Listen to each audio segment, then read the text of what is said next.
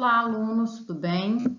Vamos então iniciar a segunda parte da nossa quinta semana de aula. Ela se inicia então no dia 24 de agosto e finaliza no dia 30 de agosto, sendo a última semana de aula, né? Posteriormente vão ter as avaliações, recuperação. E então agora a gente dá sequência na segunda parte do nosso módulo de contaminante em alimentos do curso de Agente de Alimentação Escolar. Sou a professora Luciana Rogério Menezes Gotardo. Nessa segunda parte, a gente vai estudar um pouco sobre as legislações. No trabalho do fórum, eu pedi para vocês fazerem as comparações da RDC 12 de 2001 com a RDC 331, ou a Instrução Normativa 60, mas aqui eu trouxe para vocês as duas mais novas, né, que é a RDC 331 e a IN 60. Eu não vou falar sobre a RDC 12, porque como ela está sendo substituída por essas duas normas que eu vou falar para você agora, ela vai ficar obsoleta, então eu preferi não falar da antiga, apesar dela estar vigorando. Que a Anvisa dá um ano para que as empresas se adaptem, né, às novas diretrizes que foram traçadas nessa RDC. Quando a gente começa a falar, então, da RDC 331, o que ela traz para a gente? Qual que é o objetivo dela existir? Quando a Anvisa ou o Ministério da Agricultura busca renovar algumas normas, algumas portarias, algumas resoluções, eles fazem consultas públicas, onde nessas consultas públicas as pessoas podem dar opiniões em relação ao que aquilo está sendo discutido. Então, essa RDC, ela se iniciou com uma RDC, que na verdade eu não sei se vocês sabem o que quer dizer uma RDC, que é uma resolução de diretoria de colegiado, então a sigla é RDC.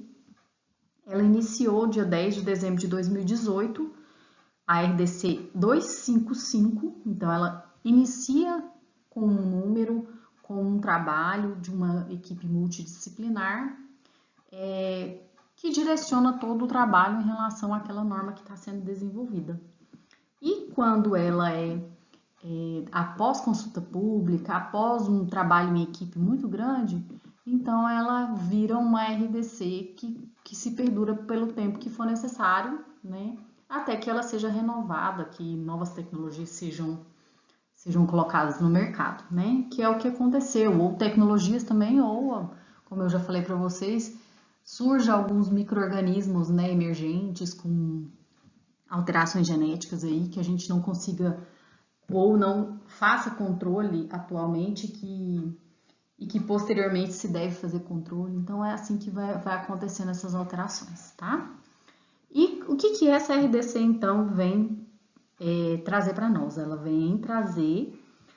estabelece os padrões microbiológicos de alimentos, né, e as aplicações. Essa aplicação, na verdade, ela é em toda a cadeia produtiva de alimentos. Quando a gente fala toda a cadeia produtiva, desde a matéria-prima ao produto acabado, desde indústria a restaurantes, a pequenos comércios, né, comércio de alimentos, né, que produzem alimentos, né? Então, ela está aí para isso, para estabelecer esses padrões microbiológicos de alimentos, né? Então, faz com que a gente garanta que todos os alimentos prontos para o consumo e que é ofertado para o consumidor siga esses padrões, tá? Os ingredientes, então, destinados exclusivamente ao uso industrial, incluindo os aditivos, esse é um parágrafo único dessa resolução, não se aplicam os padrões microbiológicos, então, que é da IN 60, que é o que nós vamos falar para frente aí.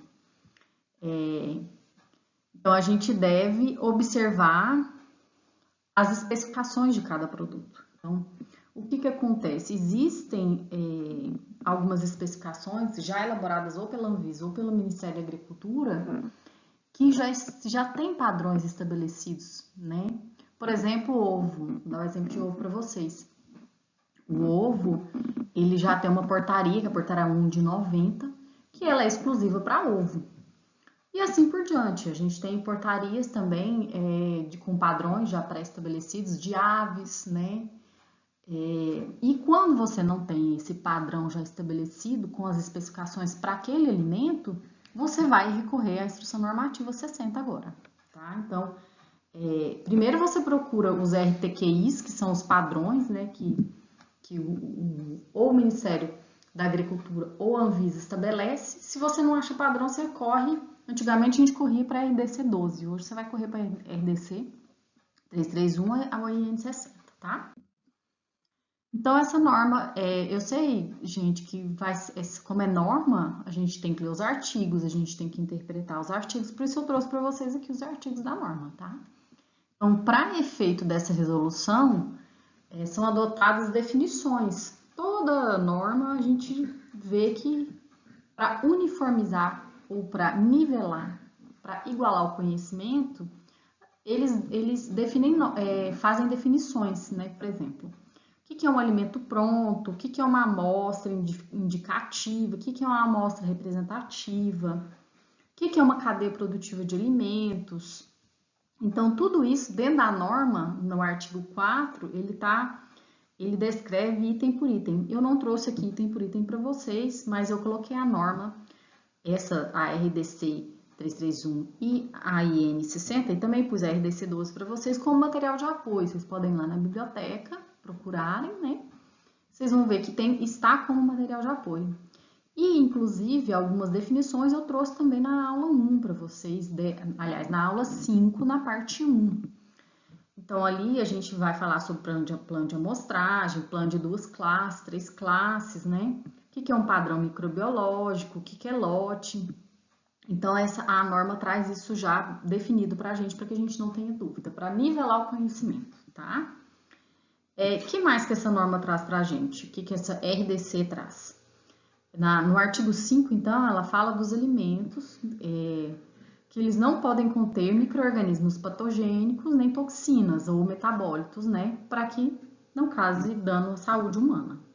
Isso daí nem precisava estar escrito, mas, na verdade, é importante para que, igual eu falei, para uniformizar o conhecimento, né? Os setores envolvidos na cadeia produtiva de alimentos são responsáveis pelo que então os setores são responsáveis, né? Tem toda primeiro, por assegurar a qualidade e também a validade do produto. Eu também não trouxe item por item para vocês. Se vocês quiserem tirar dúvidas, vocês podem ir lá na norma. Realizar avaliações periódicas, né? Que a gente precisa estabelecer um cronograma. Por exemplo, você vai produzir linguiça caseira. Você já é fiscalizado, já tem o seu selo de inspeção, é uma fabriquinha pequena de linguiça. E aí, como é que você vai fazer dentro do seu plano de autocontrole? Qual que é a frequência que você vai fazer a análise desse produto? Se você vai fazer mensal, se você vai fazer bimensal, trimestral, não sei. Isso é uma coisa que é estabelecida, mas você tem que realizar essas análises periódicas. A norma não fala assim, você tem que realizar, essa norma não fala. Mas quando a gente fala das normas específicas, algumas falam, tá, gente? Então, é bastante interessante observar isso. E também determinar, dentro do programa de qualidade, quando você faz essas análises, né, para saber se o seu produto está seguindo as normas, as boas práticas de fabricação, se está em conformidade com os seus programas de autocontrole. Então, a empresa é responsável por tudo isso, por essa frequência, por determinar essa frequência de análise e realizar as análises, tá? No artigo 7 dessa norma, traz então as determinações analíticas de micro-organismos e toxinas não previstos na Instrução 60, na IN 60. E isso pode ser realizado, na verdade, para obtenção de dados adicionais. né, sobre a adequação de processos produtivos para que a gente não tenha problema com os alimentos, né. No artigo 8, ele já fala da investigação de surto, que quando tem surto de doença transmitidas por os alimentos, deve ser considerado, então, os dados clínicos e epidemiológicos, né, daquele surto que possível pode ter acontecido. E como que você faz para fazer essa investigação de surto?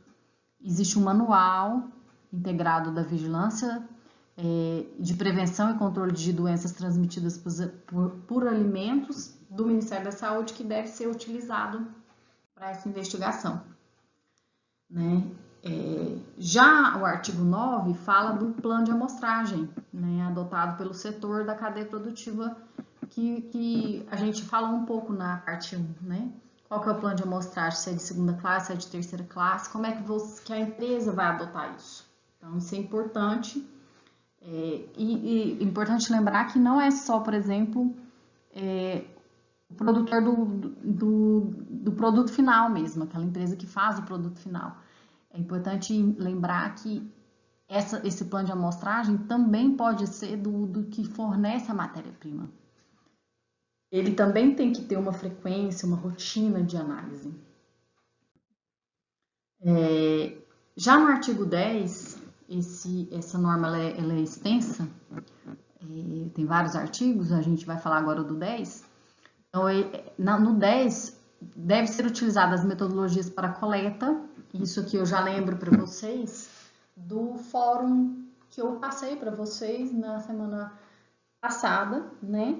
Que eu pedi para vocês darem uma pesquisada, participar e explicar como que é feita a coleta de alimento, né?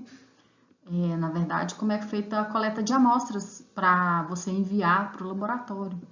Como que é essa coleta, como que é o acondicionamento, transporte, análise dessas amostras. E eu citei rápido para vocês sobre alguns padrões que existem. Então, é importante e é interessante seguir padrões, né? De toda essa etapa de coleta, transporte, acondicionamento, análise e quem são os órgãos que distribuem essas diretrizes, né? Primeiro é a FAO, com Códex Alimentários, qualquer dúvida que a gente tem. Essa é uma bíblica básica aí da área de alimentos, que a gente pode consultar, que é o Códex Alimentários, que o professor da disciplina de ferramentas da qualidade deve ter comentado com vocês. Também tem padrões que a gente pode seguir da ISO, do compêndio de métodos de análise microbiológica de alimentos. Tem um outro que é um outro compêndio, né, que são os métodos padrões de análise de produtos lácteos e também de análise de água e esgoto. Esse já é um padrão internacional, né, da AFA. Tem também o manual analítico bacteriológico do FDA, tem os métodos de análise da OAC, tem a farmacopédia brasileira e tem a farmacopédia americana que foi feita pela USP. Então, a gente pode seguir as diretrizes que foram desenhadas por estes órgãos aí, fiscalizadores, e que, na verdade, eles são órgãos que dão esses caminhos para que a gente siga e tenha um padrões. No artigo 11 dessa norma, fala, então, da expressão e interpretação dos resultados, né? Quando a gente, lá nas aulas passadas, eu não me lembro se foi a aula da semana passada. Sim, quando eu expliquei para vocês sobre os métodos de análise, né, de alimentos, falei de unidade formadora de colônias para vocês, falei sobre o número mais provável, a forma da gente analisar um resultado ou a forma da gente realizar a análise dentro do laboratório e como esse resultado é liberado. Então, eles já deixaram claro aqui como é que tem que ser expresso o resultado de análises microbiológicas. Então, eles aceitam ou UFC, que é a unidade formadora de colônia, por grama ou por ml do alimento, e a outra forma é o NMP, que é o número mais provável, que lembra que são métodos quantitativos que a gente faz para que a gente analise essas amostras dentro do laboratório. Então, são essas duas formas que são aceitas, tá? Já no artigo 13, quando a gente fala de plano de amostragem, de duas classes, serão então considerados resultados satisfatório ou insatisfatório, que eu já tinha falado para vocês na primeira parte da aula, mas eu deixei aqui só para relembrar que aquilo não foi tirado, então, de qualquer lugar, foi tirado da RDC. Então, quando a gente tem de duas classes, a gente aceita ou rejeita. Quando a gente tem de três classes, a gente aceita, rejeita, mas também tem um nível intermediário que a gente fala, que na verdade é um satisfatório com qualidade. E isso, na verdade, é muito importante para dentro de indústria, né, para a linha de produção. E vocês que estão, já têm uma realidade um pouco diferenciada dentro das escolas, produzindo a merenda, né? Alguns de vocês que já estão, outros que querem estar, é importante vocês também terem uma ideia de como é que isso acontece dentro da indústria, né? Porque quando vocês recebem produtos para que vocês elaborem dentro da cozinha, façam um cardápio ali, na verdade, realiza a produção desse cardápio, vocês saibam que esse produto que chegou até você tem todo um processo de controle, né? E nessa norma também, a gente vai falar sobre, no artigo 15, que a cadeia produtiva de alimentos deve investigar as possíveis causas dos resultados insatisfatórios. Então, quando você tem, dentro desse plano de amostragem, um lote que não foi aceito, que não está legal, que não está dentro do padrão, ou aquele também que ele está satisfatório, mas com a qualidade intermediária, a empresa não pode ficar satisfeita só com isso, ela tem que investigar, ela tem que ver a causa raiz daquilo, ela tem que agir em cima. Para quê? Porque para que o percentual de resultados satisfatórios seja cada vez maior, para que garanta o controle de qualidade daqueles alimentos e que não tenha nenhum problema de doença ou surto alimentar, né? E quando a gente também fala da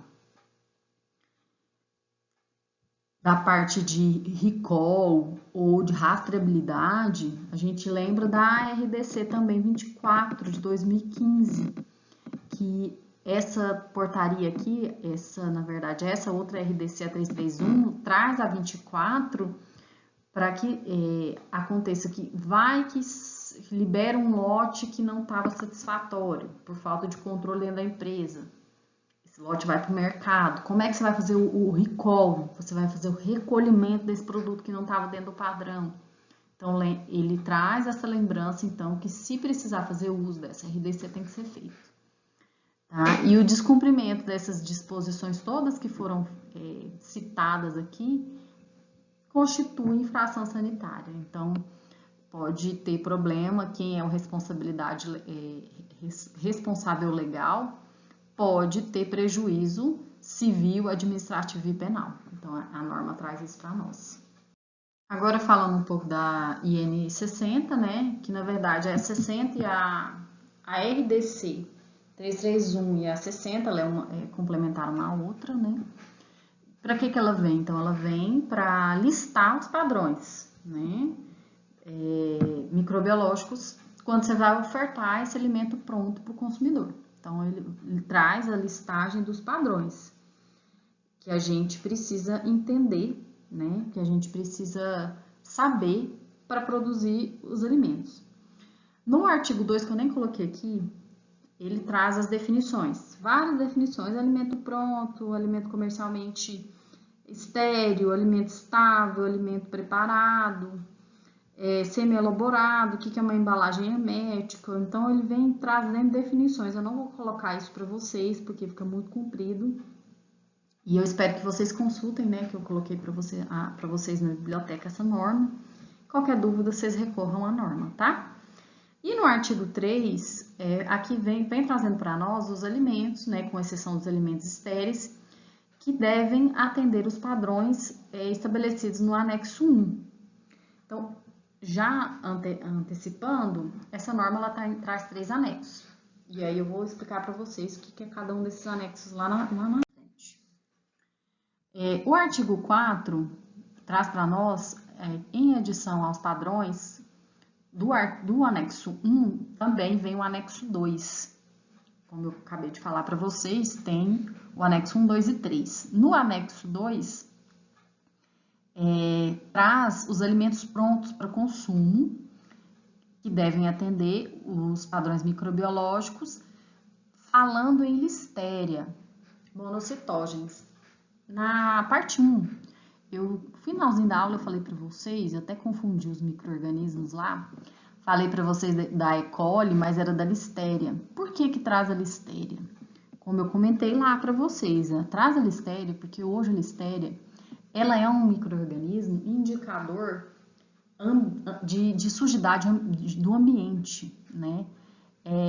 Quando você faz, por exemplo, um suave de ralo, de parede, de ar-condicionado, exaustor, é lá que ela fica. Normalmente, a listéria, quando ela é detectada no alimento, a investigação feita com ela, você pode ter certeza que ela veio de um desses locais que eu acabei de citar para vocês. Então, se ela está no alimento, ela está no ambiente. Por isso é muito importante hoje a investigação de listéria.